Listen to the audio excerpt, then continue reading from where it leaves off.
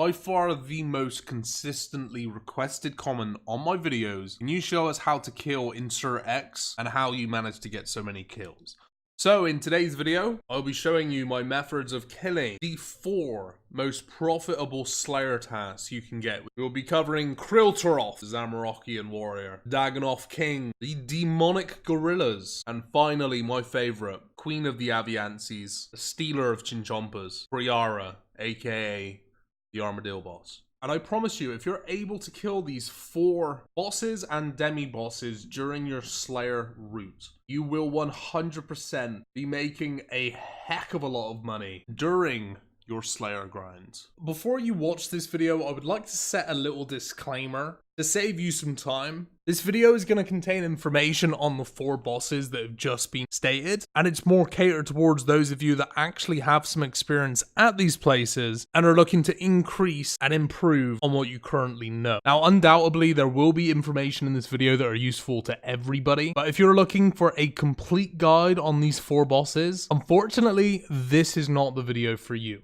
And with that being said, I hope the rest of you can enjoy. First boss on the menu, Kree'arra, the Greater Demon task. In terms of inventory and gear setup, I would 100% prioritize the best range DPS that you can possibly manage to afford or have unlocked on your account. It's also recommended and somewhat required to take yourself Blood Barrage. Unfortunately, the Zami boss and its minions inside of its lair do not offer bones as a drop, so you can't use bones to peaches. So the main ways you're going to be healing between and during kills will be with Blood Barrage and also with your Blowpipe. It's also worth noting, if you plan to kill the Zamorak Godward dungeon boss on task, you will take poison damage from the boss itself, so it is an absolute need to take yourself Sanfru Serum, work as super restores with an antidote inside. A little tip to speed up your entry into the boss itself. Firstly, I wouldn't recommend bringing an ecumenical key. I don't feel like it's worth it because you can get the KC in such a fast amount of time. And the best way to get that is to get your KC outside of the Zamorak lair. Right here where I'm showing you, as you enter Godward Dungeon, you will find yourself 2 imps that spawn, 2 Ice Fiends, among various other Zamorak Godward minions. It's worth noting that you can actually use your Eagle Eye or your Rigor here to get the KC as fast as possible, because once you cross over the icy bridge into the Zamorak lair, all of your prayer will be drained, so you might as well make the most of it while you can. So once you have 40 KC, head over into the Zamorak lair, and then wait outside of the room for your run energy to restore to 100. Before you enter the room, you want to make sure that the boss itself is as far away from the door that you enter as possible. Once you enter the room, you want to run to the western side to the tile marker that you can see clearly on the ground. Now, as you can see from this clip itself, I didn't land on the exact tile, but it didn't affect the kill in any way. The way this range method works at Zamorak is that you should be able to get yourself 5 range attacks on the boss, only receive 1 melee attack in the rotation. Now, I'm going to slow down the clip so you guys can have a greater understanding of what is going on. As you can see in the clip right now, this is the 1 melee attack that the boss manages to get on me per rotation. Once the melee hit has been applied, you want to run as close as possible to the next tile marker, giving yourself enough room to be able to avoid another melee attack and get yourself a free hit.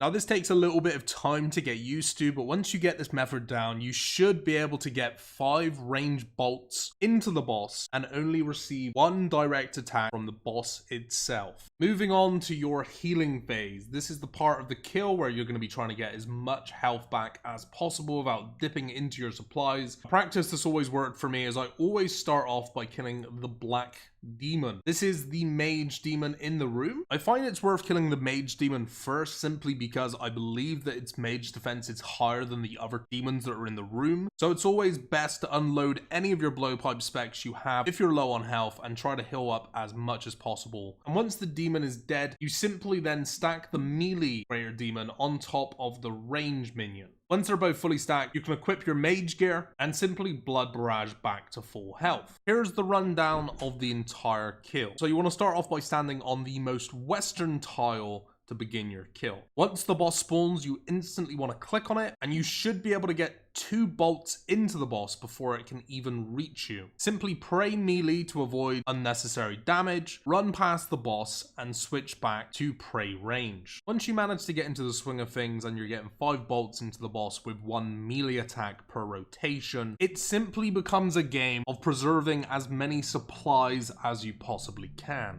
Bearing in mind, in that one hit when the boss gets on you, the boss can hit into the high 50s along with the damage from the mage and the melee minion at the same time. To get as many kills as possible per trip, you want to do your best at preserving your prayer and prioritizing your fast one-click edibles such as the sharks and tuna potatoes. You will thrive off of these items. These drops, which are uncommon, will extend your Zamorak trip tenfold. So make sure if you have an abundance of food on the floor, you spread them out across the room in the spots where you'll be getting your range attacks in, just in case you need that extra shark, saving you from dipping into your Saradome and having to re-range pot all over again. The most noteworthy drops from Zamorak itself: Zamorakian Spear, Zamorakian Hilt, and the Staff of the Dead. The Zamorak Spear is only a 1 in 100 drop chance from the boss, and it is currently sat at a whopping 15 mil grand exchange value. So if you feel like making some extra money when you get your Greater Demon task, I would highly recommend using this method for the most kills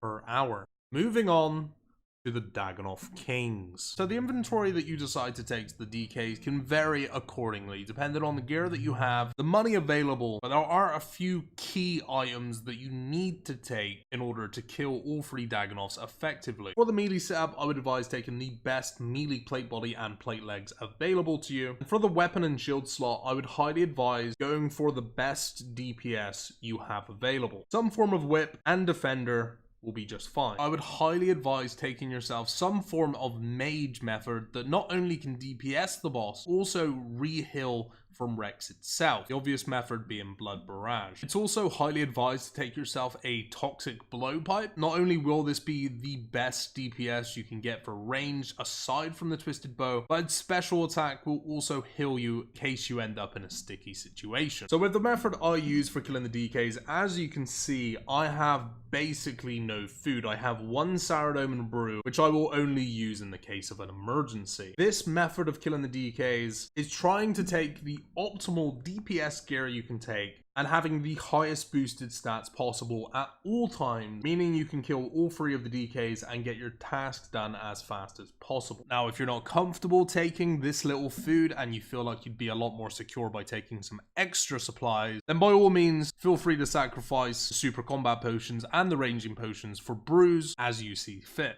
I'm not going to show the route to the DKs simply because this guide is more catered towards people that already know basics of the Dagannoth Kings but are more or less just looking to improve their trips overall. So with this gear setup, the rotation that we're going to be choosing is the following. We're going to start by killing the Dagannoth Supreme, followed up by the Dagannoth Rex, and finishing Dagannoth Prime. The reason I opt for this route is simply because I see it as a lot more manageable to have the Rex spawning while you're killing the Supreme instead of having the Supreme spawn when the Prime is still alive. It's a lot easier to manage having the melee attacking you than it is to have the Ranger Mage at the same time, which makes a lot of people panic. So the way the rotation is going to work, you want to kill the Ranger first, the Supreme, followed up by the Rex, the melee Dagannoth, healing back any missing health that you've taken from the prior 2 bosses, and finishing up with killing the Prime. The most important thing about being able to follow this guide and actually completing an entire Dagannoth task in 1 inventory, some of which can be over 200 kills, is having the ability to be able to pray flick. If you can preserve as many prayer points as possible, then you will effectively be able to kill as many Dagannoths as required. One of the most challenging things you're going to come across when you're killing the Dagannoth Kings is unfortunately having the Prime and Supreme on the same attack tick. So I've slowed this clip down so you guys can see how to manage having the 2 of them on the same attack tick. Once the Prime's mage attack has hit me, along with the Supreme's range attack, I simply click under the Ranger, wait for the mage to attack once again, and then quickly click on the Ranger, switching my prey to range, put in the Ranger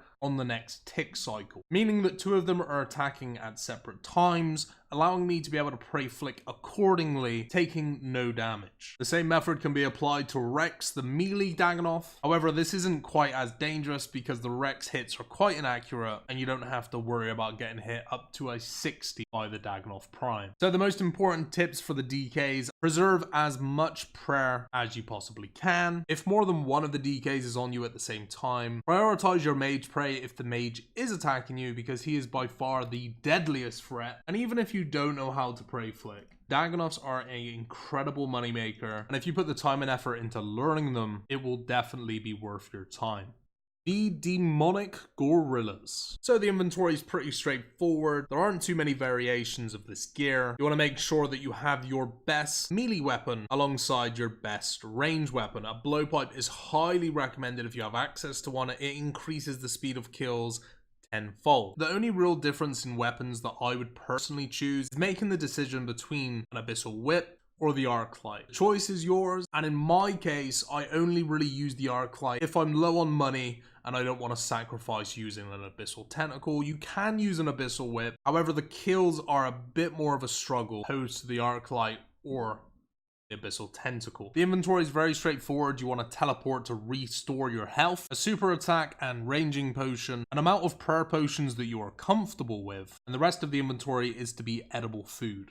I get a lot of comments saying that my trips at demonic gorillas are always consistently big. And I've narrowed it down to the fact that I use what I like to call melee checking. Now, as everyone familiar with the demonic gorillas will know, they have 3 different attack styles, being melee, ranged, and mage. In a typical cycle, the demonic gorilla will do 3 to 4 of either of the attacks in a row. What I plan to demonstrate to you is the way of best determining what the next attack is going to be and being able to react to that attack accordingly. Take this kill as an example. As I begin the fight, demonic gorilla melees me off the bat. So I know that 2 to 3 more melee attacks from the demonic gorilla will then lead to either a range or a mage attack. Now, to check that its melee cycle is done, I simply step back to see if the demonic gorilla chases me. If it does, it's still got 1 more melee. If it doesn't, it's a 50-50 chance of it either ranging or maging me. So I take a somewhat calculated guess, narrowing it down to either being a range or a mage attack, and I guess right, and it pays off. The melee check method should be used in every kill. For this example right here, I wasn't entirely sure if the range attack had ended. By stepping away from the demonic gorilla, I could clearly see that it was chasing me, therefore it had switched to the melee phase. If you have a basic understanding of how many attacks the demonic gorilla does in one certain attack style, then incorporating the melee check to every single kill into every single cycle will become second nature. Not only does the melee check allow you to get faster kills because you don't have to worry about eating food from taking damage, it also prevents you from taking unnecessary damage by making a decision based on a 50-50 chance. The next attack either being a range attack or a mage attack, and in the worst case scenario, take 1 damage from whatever phase it is switched to. I would highly suggest this method to be used by everybody when it comes to demonic gorillas. It helps to speed up the kills, take less damage, and spend more time DPSing the gorillas instead of having to tank against them, leading to more kills per hour, which in turn means more money and a faster task. If you have Monkey Madness 2 unlocked, you have access to the demonic gorillas, I would highly advise you to take advantage of every single black demon task you get. It's only a 1 in 300 chance for a Zenyte shard, which is barely considered rare, and the Zenyte right now is sat roughly around 12 to 13 mil for a 1 in 300 drop chance. To summarize, if you can incorporate the melee check into every single kill you do at demonic gorillas, it will lead to you having more kills per trip, more kills per hour, and effectively a faster chance of getting yourself a Zenyte shard. It's also worth noting, I typically use the Piety prayer throughout every single attack style I use, whether it be blowpiping or meleeing. The only time I really turn rigor on is when I'm getting low on health and I try to get a lucky blowpipe spec in to heal myself up. To save myself a million clicks, I take the lazy option, keep my sanity, and leave Piety on throughout each and every kill. The Queen of the Aviances, Kree'arra. For Armadillo, you want to take the best range sub you possibly can. I try to prioritize my mage defense along with my melee defense because those are the two Aviansi minions which are going to have full reign on me throughout the fight. You also want to utilize everything you possibly can in terms of regaining health without having to sip your brews. Bones to Peaches, Blowpipe to special and heal off, and also Blood Barrage, which is pretty standard for every single rotation.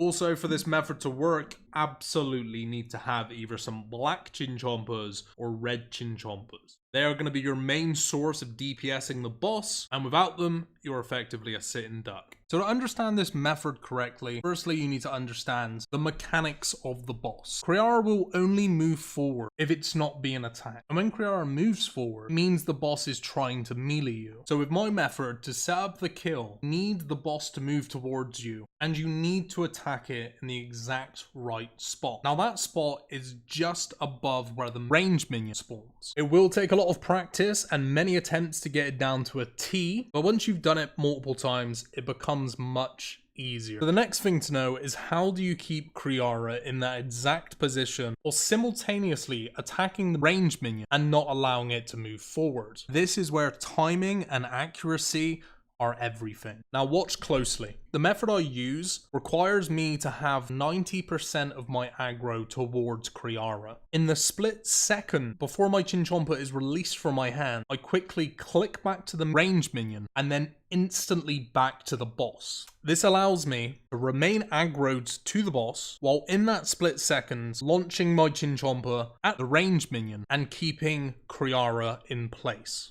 If the range minion spawn out of sync, and same goes for the boss, this method will not work. In that case, drop aggro to Kree'arra and allow the boss to come within melee distance. This doesn't happen very often, but in some cases it can. Now once Kree'arra is within melee distance, the melee minion is then at your disposal. And what you want to do is exactly what you just did with the range minion, but this time you don't need to worry about the boss moving and being out of position to damage it with your Chinchompas. And this gives you the perfect opportunity to be able to prey flick to preserve your potions, hopefully leading to you having a longer trip. The reason I say hopefully, if you're an inexperienced prayer flicker, this certainly is an expensive way to practice. And I would not advise doing this unless you are 100% solid with your prayer flicks and you know you're not gonna mess up, unlike myself. And that's basically all there is to it. At the end of every kill, use whatever minions are still alive to try and stack them together.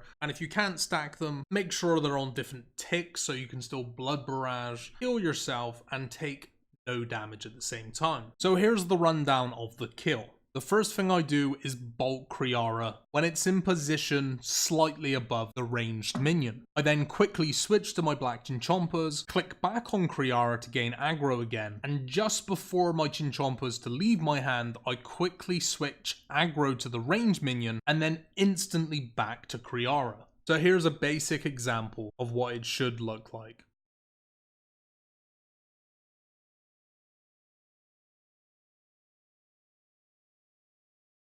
This method of killing Armadillo has got me thousands of kills here, and I much prefer it to using the mage minion due to the easily accessible ranged minion, which just so happens to be lined up perfectly with the boss. Now the last tip I'll leave with you guys is something I regularly choose to do in order to maintain health and prevent myself from dipping into my supplies. Although this is almost a scuffed example of it, the reality is quite simple. You simply right click Kree'arra, walk underneath, equip your blowpipe, and spec the closest minion to you. This just allows you to get a bit more bonus health back if your special attack hits, and may mean that it saves you having to brew sip and restoring your stats back up. Aviansies right now are a true gem as a Slayer assignment. I would not for a second miss out on any opportunity you have to have an easier time killing this boss, because the profits made from the unique drops at this place are the highest they've ever been. And I would highly consider learning this boss and the method I've shown in this video if you intend to embark on your Slayer adventure and you want to make serious money.